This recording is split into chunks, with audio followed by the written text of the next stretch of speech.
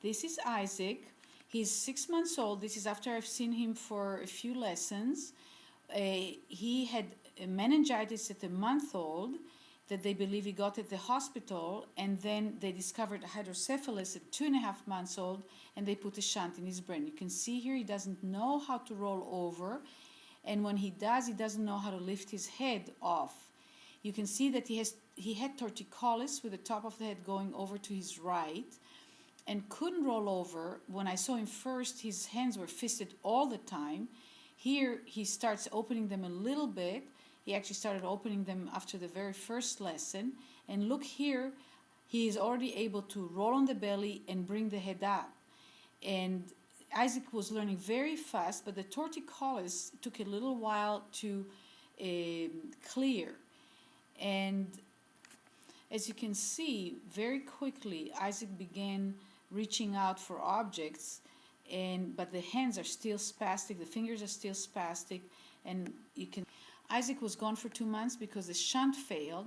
So here I see him again after the surgery, and you can see that it's easier for him to follow an object to one side, and I'm giving him time to try and reach over to the left, and then once it's established in his brain, it's more likely he will do it to the other side, to the right, which is the less likely side for him to turn his head, and you can see he dropped it.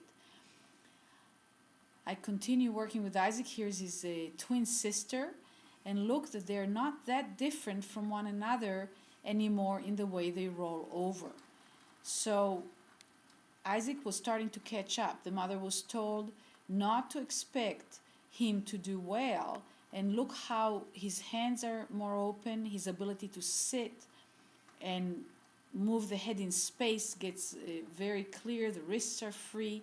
And here I'm doing some work on his lower back, and he starts crawling, which he was starting to do that week or the week before. But getting up is still very precarious. Again, the mother was told by the neurologist that he will never walk, or he will have a bad posture and never walk well and be very spastic.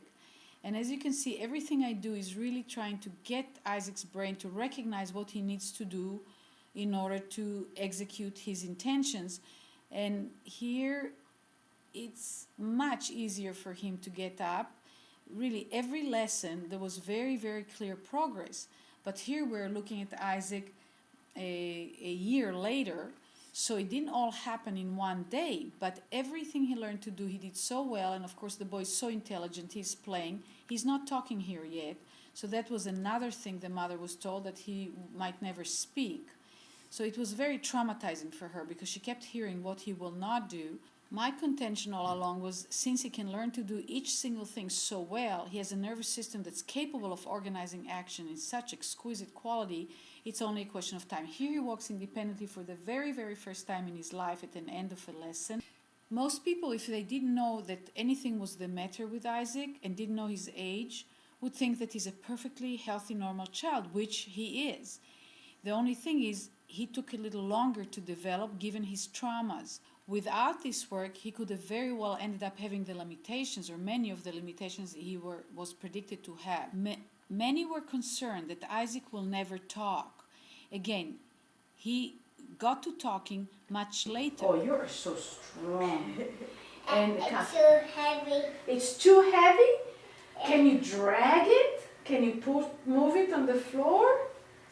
That's right. Good for you. You see how strong you are? You don't have to pick it up. You can drag it. Obviously, he can talk, but also he's incredibly intelligent.